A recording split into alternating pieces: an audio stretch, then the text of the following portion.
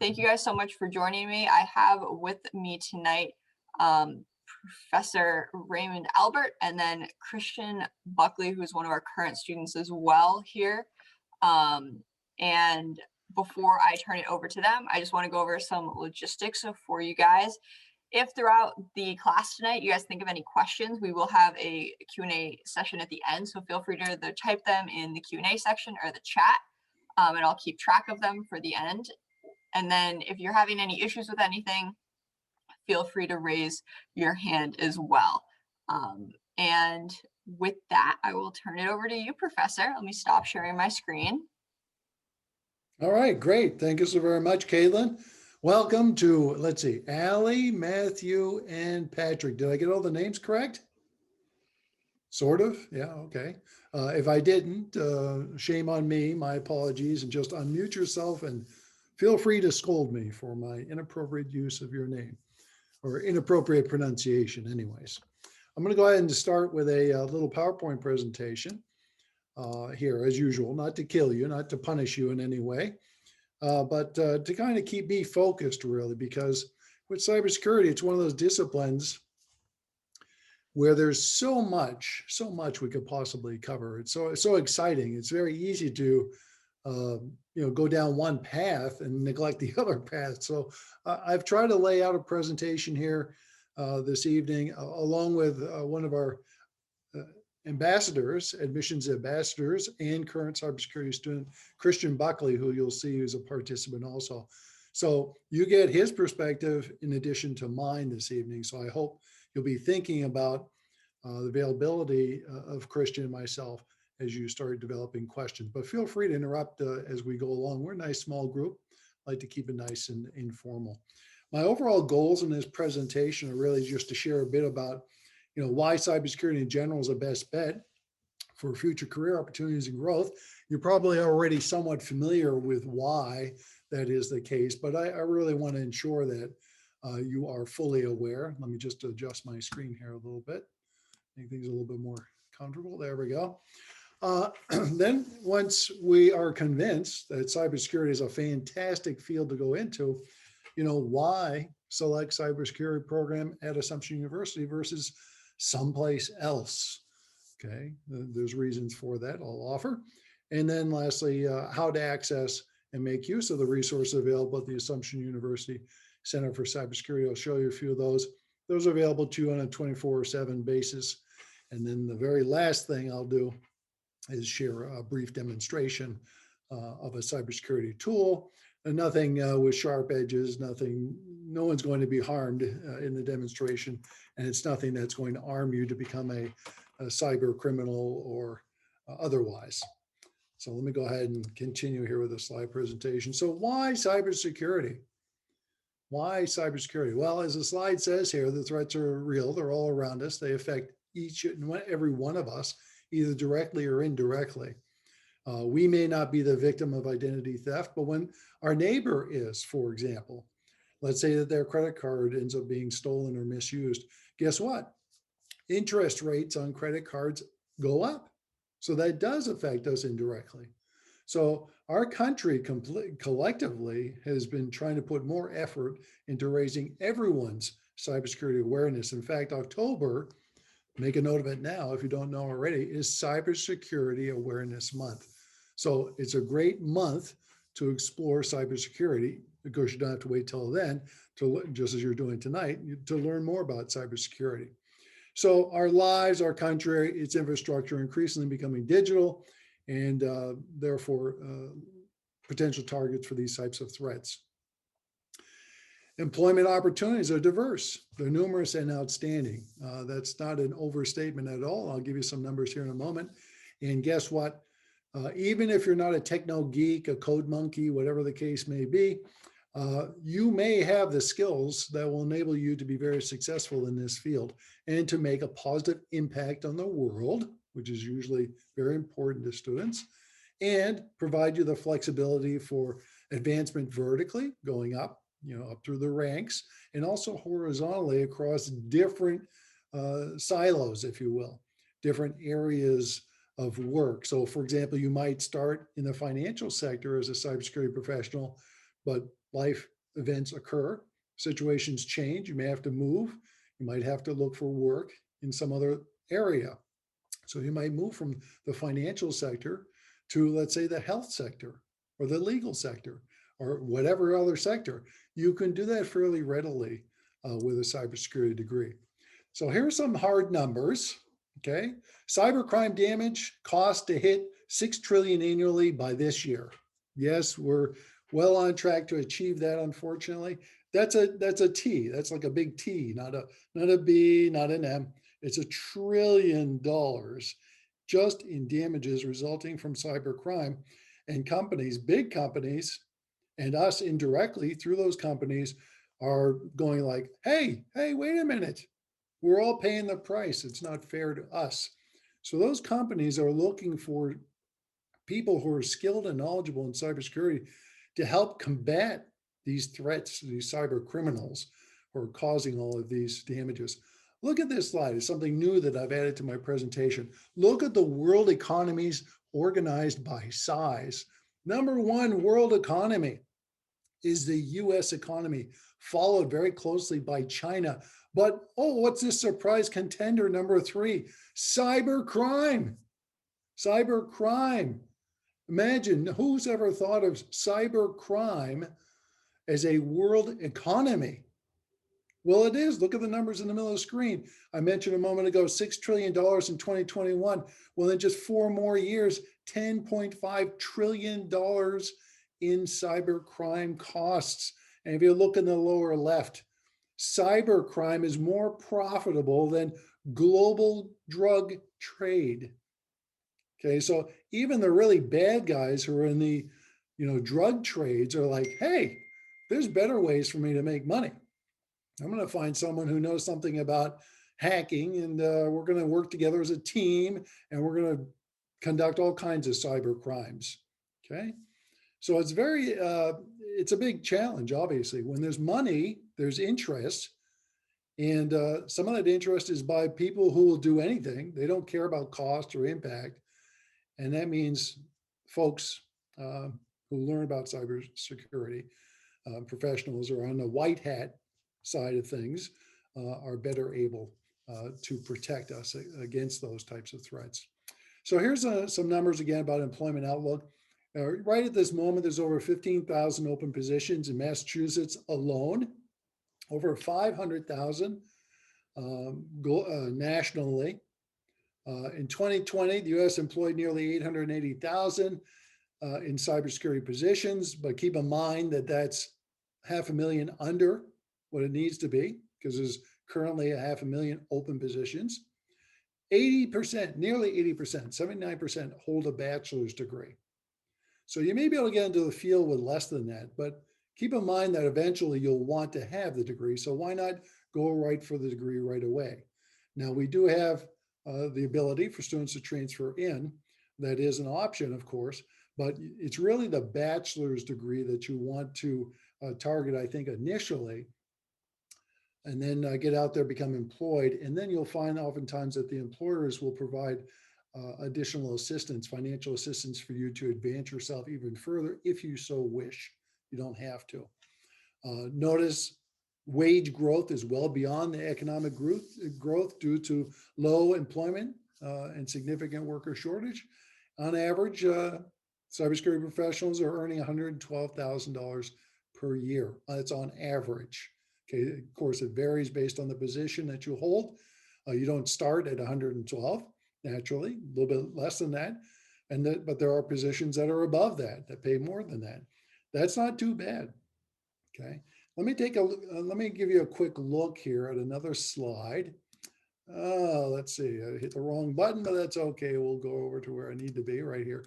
This is the actual site, cyberseek.org. You can see it up here, cyberseek.org. And you don't have to memorize it because there's a link to this posted at the Center for Cybersecurity at Assumption University. But if you go here, it's a nice dynamic website in that you can interact with it. So for example, as I move the mouse around, you'll notice down here, 521,000 now we're up to open positions.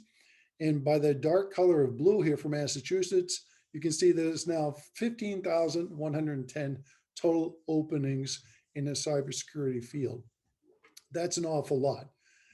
And you can find out just by clicking on this on Massachusetts, for example, that the supply of cybersecurity workers is very low.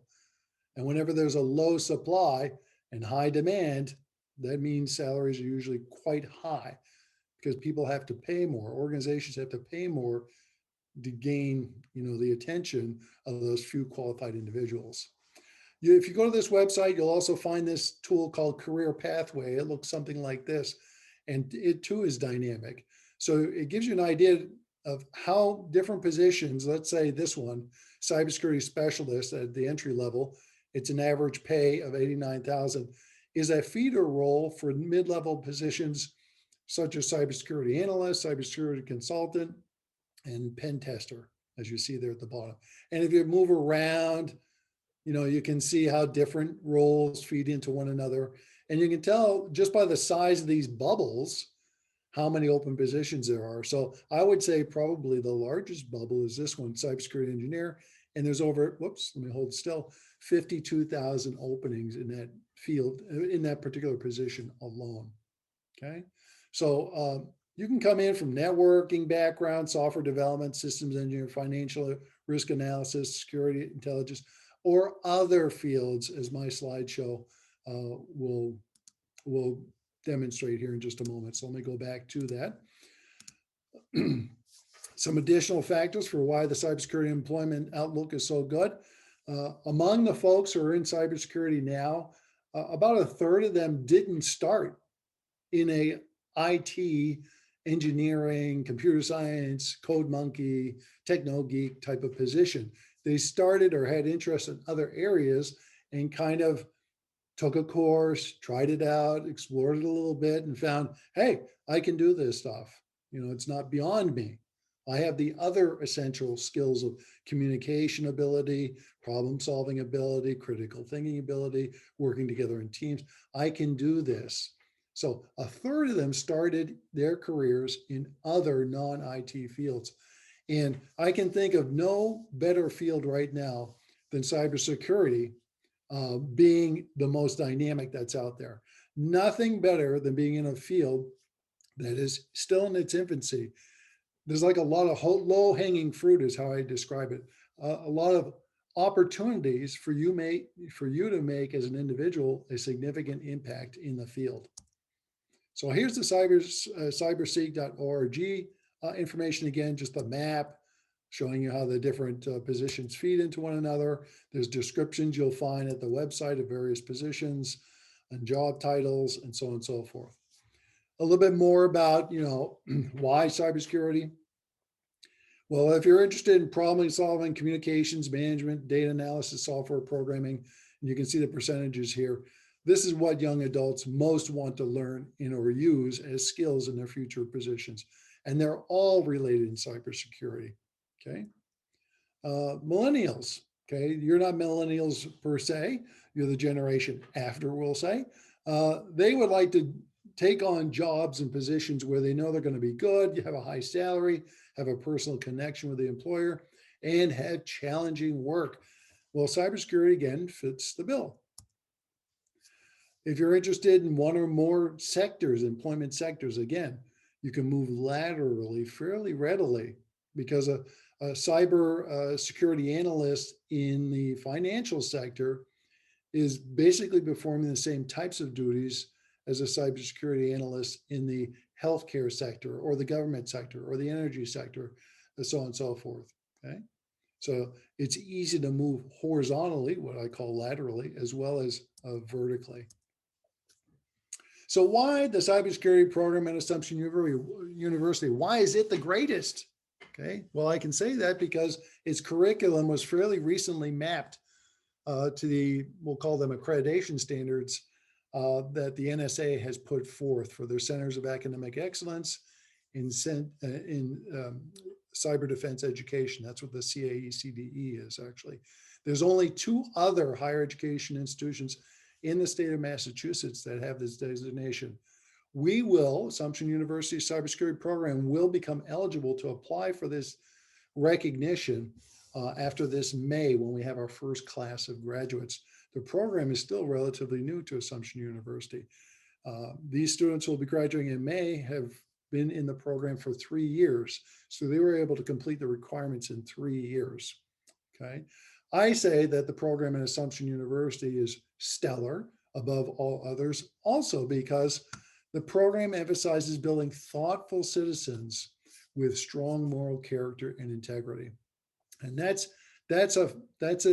element that will set you apart from another equally qualified, technically competent candidate when you're facing a future employer with them, not usually in the same time, same room, but if the employer has to make a decision between two equivalently prepared from a technological perspective individuals, they're probably going to go with the one that has a little bit more exposure to and sensitivity to strong moral character and integrity, because those are the foundational characteristics of trust, and trust is the foundation for cybersecurity in large part. You'll also appreciate that cybersecurity program is at a liberal arts institution. So it's not just science and tech only.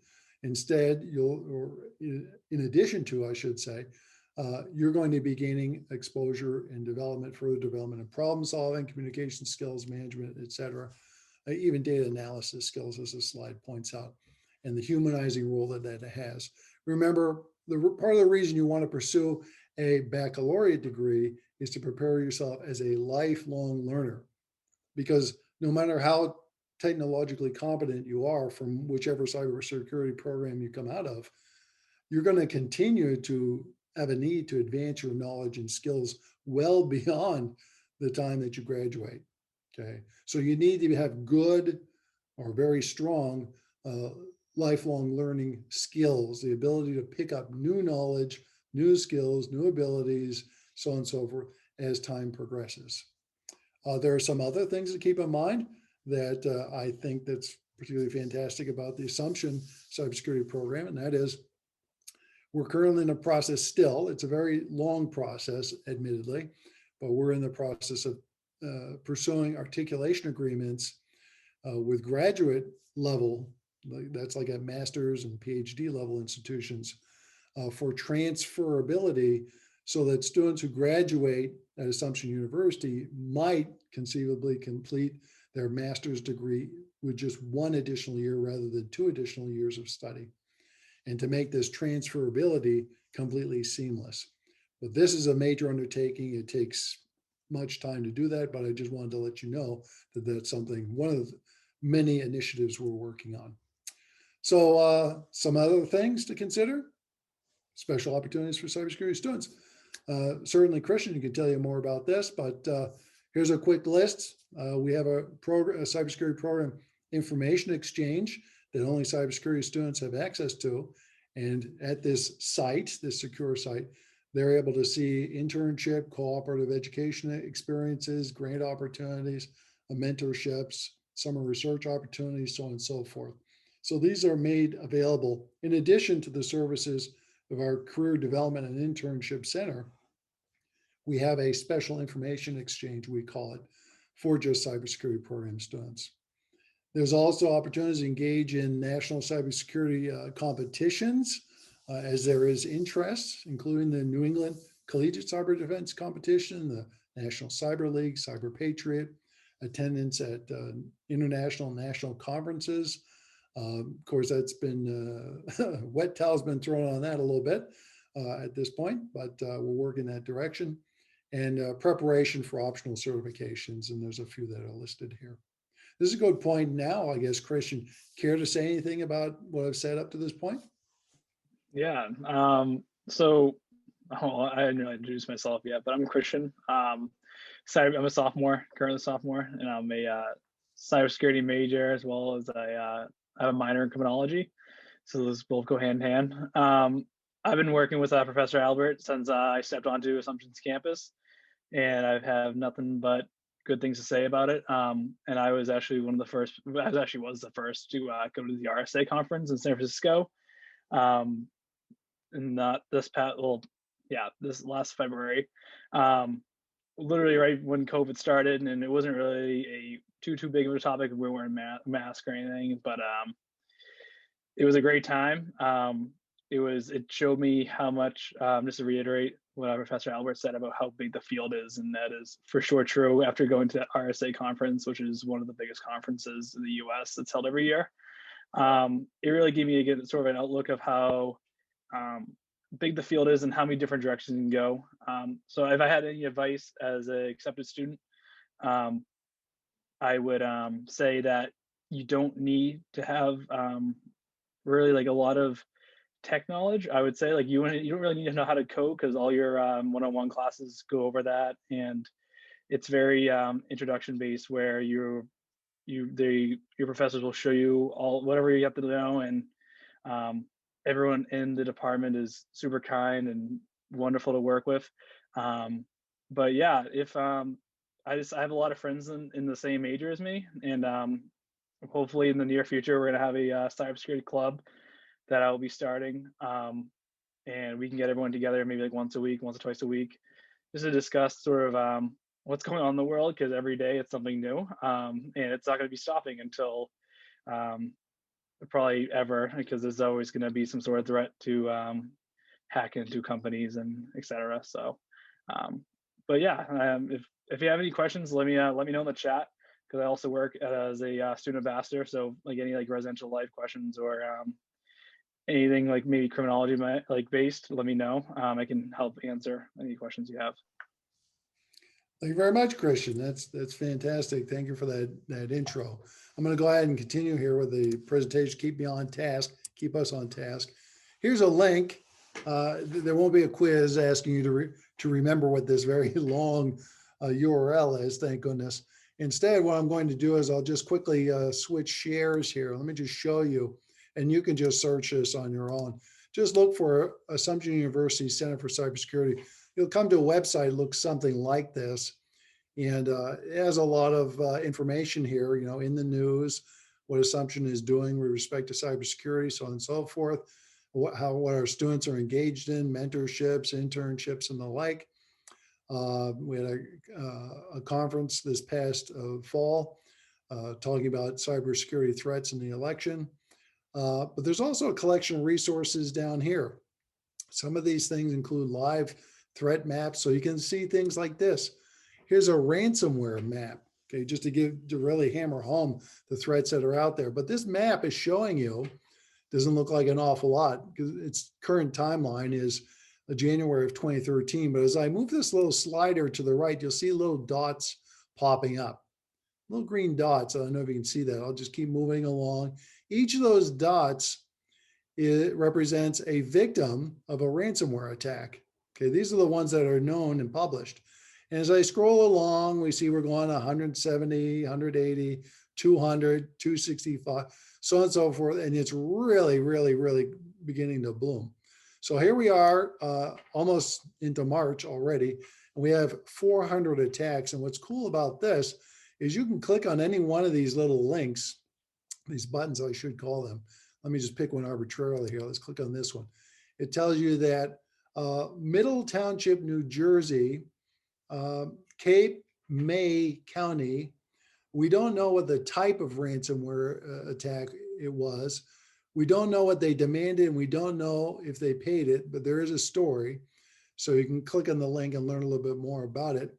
But I know if we go way back in time, again, I'm going to go back in time, if only it was this easy, you'll notice that the very first ransomware attack happens to be right here in Massachusetts. If I click on that one, it was the Port Police Department at Swansea, and the crypto locker was the type of ransomware attack.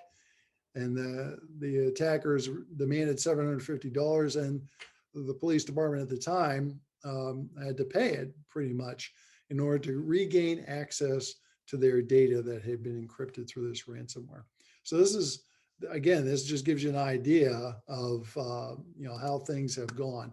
Here's a live botnet map in the globe right now. The little flashes of yellow that you see there, and you can see the number down here. The number of active botnets in the last 24 hours, there's over 1 million of these.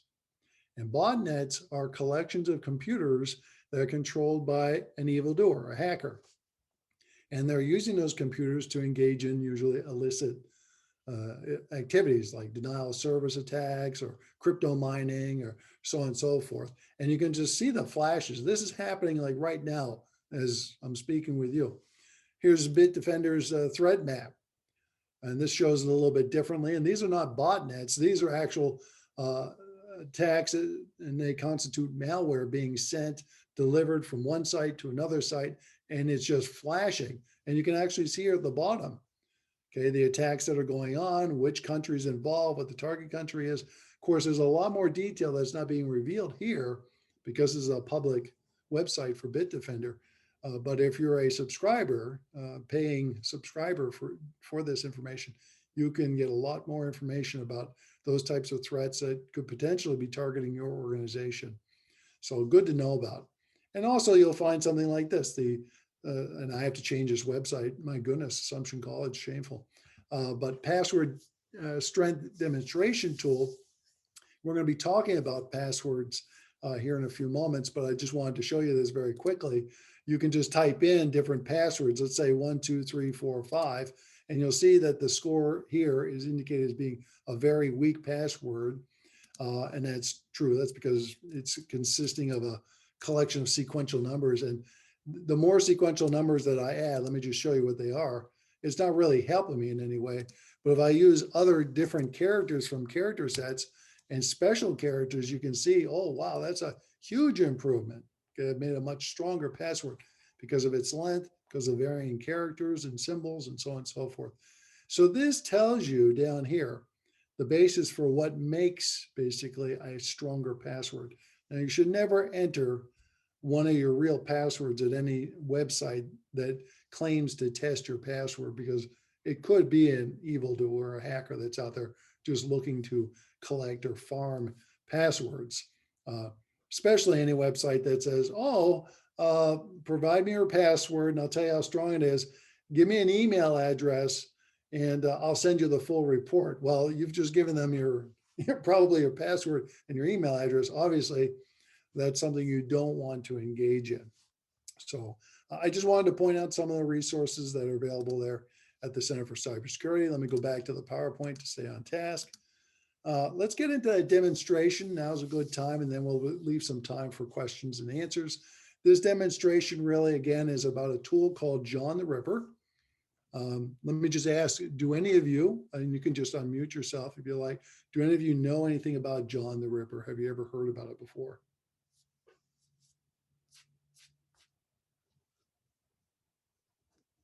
I don't expect you to. That's perfectly normal to not know what John the Ripper is, but I'll try to show you the premise here, okay, the setup, if you will, in this very short video, is I'm going to create in a computer system 3 user accounts. I am smart, I'm smarter, I am smartest. Those are the usernames. And they're going to have progressively stronger passwords. The first password is going to be Spock, which is very weak. And then the next one will be let me in with a 1 after it, a little bit stronger. And then the last password is based on passphrase, which is much stronger. And then once we've set up those accounts, I'm going to launch this John the Ripper password cracking tool against it. And we'll see how long it takes for it to find the correct passwords. So whoops, let me go ahead and do this correctly. I got to select the right window. Here we go. Welcome, I'm Professor Ray Albert, and in today's demonstration, we're going to learn how an attacker can use software tools freely available on the internet, specifically John the Ripper, popular open source password cracking tool that combines several different cracking programs and runs in both brute force and dictionary attack modes. The attack type will be exploitation of weak password policies, thereby making passwords more easily cracked. The goal for today? Crack, that is, determine, decrypt, passwords stored in a password file obtained from a victim's computer running in Linux. Enjoy. Okay, let's go ahead and get started. Here you see the desktop of the Kali Linux machine we're going to perform our activity on. I'm going to start up the terminal application. It gives me a command prompt. I can use this and a collection of appropriate commands to do things such as add a user or several users in this instance. The first user we're going to add, and these are just temporary users, is I am a user. I'm going to enter in the password that's indicated in the handout that you should receive. It's a fairly easy one, Spock, all lowercase letters. I enter it again and then just press enter to accept the default full name, room number, etc. Enter a capital Y, press enter, and this user is now created on our system. Let's go ahead and add another one. This user's name is going to be I am smarter, presumably because their password is just a tiny bit better. It is going to be let me in, followed by the digit 1, all lowercase letters. So I type that in twice. I accept the default entries for full name, etc. Enter a capital Y. We're good to go. Okay, and then I'm going to add one more user. This user is I am smartest. Their password is going to be very challenging, and it's based on the passphrase, "Oh, I wish I were an Oscar Mayer wiener," a familiar catchphrase from many years ago. And if you take the first letter of each of those words, O for O, I for I, W for wish, so on and so forth, and capitalize the first O in the sentence, you end up with a very lengthy and unreadable password unless you happen to know the passphrase. So I've done that here, and I'm going to accept it as well. So now we've created our 3 fictitious temporary users on the system, and we also have root, of course, on this system. Let's go ahead and run John the Ripper by simply entering the command John on the Etsy shadow password file. Just takes a moment to get started, and you can see it's already found the root password. It's TOOR. Of course, you know this because you've logged into the system by now to have seen this prompt if you're engaged in doing the hands-on activity. After a few more seconds pass, it will find the next more challenging password. It's probably going to be from one of the earliest ones, like I am a user or I am smarter. So we'll just let this continue to run. And oh, there we have it. Spock has been determined to be the password for I am a user. So that's a very common password. It's already been discovered on this system as well. But it's continuing. John is continuing to look for other passwords, and apparently the other ones are more challenging. In fact, the one for I am smarter has just popped up, and you can see that it says let me in and the digit 1. Now, in order to save us all some time, because this will take many hours that we don't have time for right now in this demonstration, I'm going to terminate processing, and you're welcome to try this on your own, but the "Oh, I wish I were an Oscar Mayer wiener" passphrase technique will certainly be useful for us in requiring John, the tool, to crack its password, or that particular password for the user I am smartest. So I've just gone ahead and I've aborted it here. Hopefully you get the idea. The more challenging, more complex the password, the more time it takes to resolve it. So let's go on to our next. Okay, I'm going to stop there, actually. See if any of you have any questions about that very brief introduction to John the Ripper. And actually, it's a tool that's in the Kali Linux Swiss Army knife of hacking tools, if you will, that's freely available on the internet for people to use.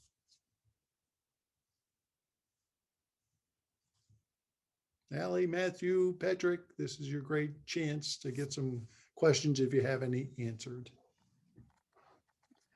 And if you don't want to turn your mic on and ask, you're more than welcome to type them in the chat as well. And Professor Albert, as always, thank you so much for that presentation. I will say I did retain something this time, so, you know, I learned something new. Does anyone have any questions for Professor Albert, myself, or Christian? I know Christian is a great resource. Favorite OS and Kali tool? Favorite OS and Kali tool. Okay, thank you for the question. That could mean different things. One thing it could mean is the operating system that Kali Linux is based on is Linux. It is very similar to what you have on a Macintosh computer or Apple computer, which is Mac OS or OS X, and similar to the, okay, here it is, Mac and Nmap. What is this now? Is that the correct answer, Christian? Really? Am I misinterpreting this? Favorite OS and Kali tool?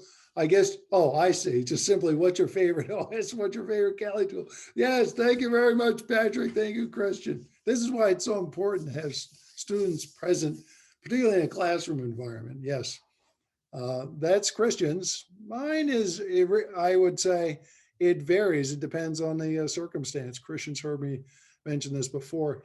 I'm oftentimes asked, you know, which tool, which programming language do you most prefer? And it's really based on the particular problem that you're faced with, because each programming language, and the reason there are different ones, just like the case of different operating systems, is that they've been designed to best serve different audiences.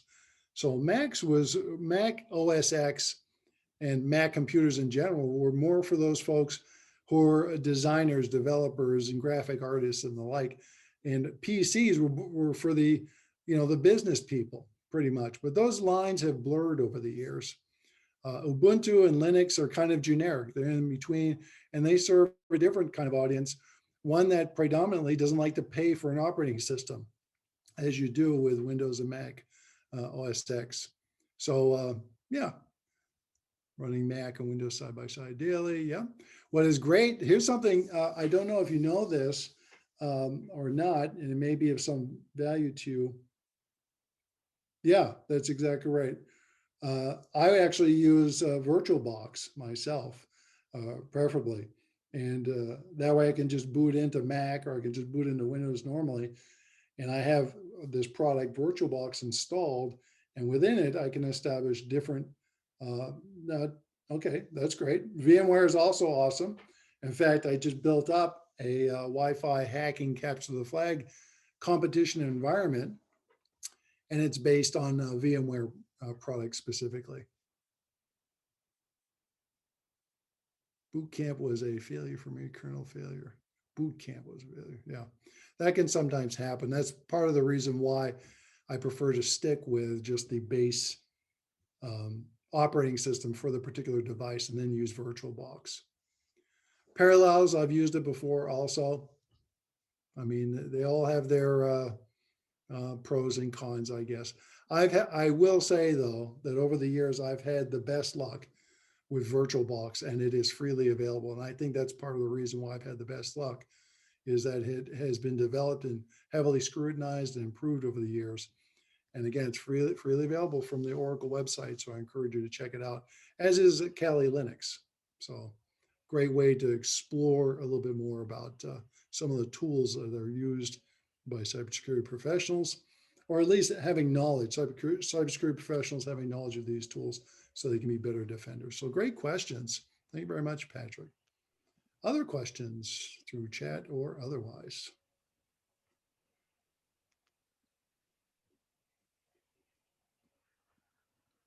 So Matthew is asking, what is the average class size? I know across Assumption, our average class size is 20. Professor Albert, I don't know, or Christian, if you guys want to talk about the average cyber class sizes. Christian, you want to take a shot at what's been your experience? I would say I'd say in the beginning it was like maybe like in the 20s, I would say, but now it's getting below 20 because now I'm in like the level 200 and 300 classes. Um, but even with the even in the beginning of the one like the 100 classes, that class size was for sure doable. So um, yeah. Awesome. And we have another question from Patrick, which is, what companies do you guys work with and how are you working to expand connections? How is, and kind of leading into that is, how is our internship program? Well, the internship that's a part of our program isn't a hardcore requirement.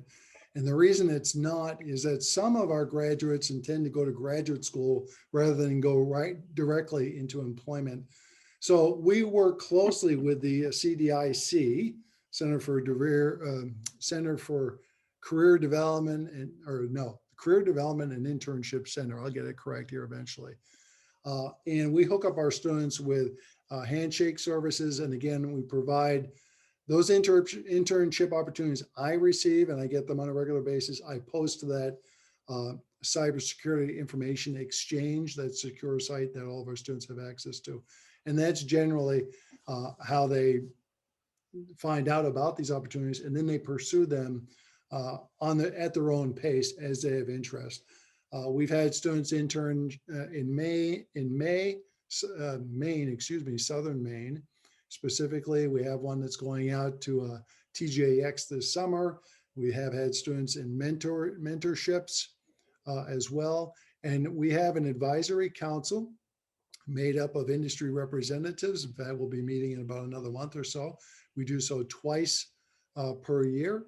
And I am always looking for new opportunities for our students. Sometimes companies will come to us with unique opportunities. Other situations, I just hear about it through the different network connections that I have, and I share those opportunities with our students. So it's really on an individual student's based on their interest, because not every internship is of interest to every student. So I make every one of them available, at least an announcement of them to our students, and let them choose. And Professor, just going off of that, if our prospective students don't know what Handshake is, it's a service similar to Indeed or LinkedIn, except only Assumption students can see what's posted on the Assumption Handshake. And it's a very popular place for students to find internships or even just jobs on campus if they're looking for those as well. So awesome question. Does anyone have anything else before we wrap up for this evening? I love those questions, Yeah, especially the hard first question. It was so difficult. Professor, as always, I'm not going to lie, I had no idea what that question meant, but I'm glad that you and Christian did. I definitely learned something new tonight. So with that, I want to thank Allie, Matthew, and Patrick for joining us. Oh, there's another question. Yeah, we got one last question. Yeah, this one, what do you know what kind of things that interns will be doing? Well, I can speak for the most recent one. The student actually, they delivered a information session to the rest of the class after they were engaging in it. It was with a company called Tyler Technologies in Portland, Maine. And they were involved in penetration testing. That was an area that they were interested in. That's why they selected that particular internship opportunity. But as I said, some students aren't interested in that. They're interested more in, let's say, forensics, digital forensics or something, or you name it. So each student has their own interest and they pursue them.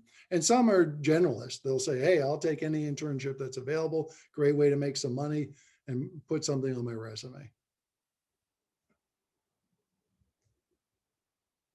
All right, awesome. Well, I will wrap it up for tonight. Again, thank you all for joining us. And if you guys have any questions about cybersecurity or Assumption, feel free to reach out to any of us. All of our contact information is on the website, and I hope you all have a great rest of your evening. And Professor Albert did just put his email in the chat as well. He's definitely a great resource. And I will also mention Christian, being one of our ambassadors, is available on Unibuddy to message as well. So, all right, with that, I wanted to mention, Kaylin, sorry for interrupting, but the reason I put my email there was that fairly soon, all email addresses will be removed from the Assumption University website. Part of the reason for doing that is a trend out in industry is to help reduce phishing campaigns using fraudulent or using incorrectly, inappropriately email addresses. So there'll be other ways to contact. So anyways, appreciate your input. Don't hesitate in contacting me. Glad that you all joined us this evening. Thank you again. Caitlin, take it away. All right, have a great rest of your night, guys. You are all free to go and have a great rest of your night.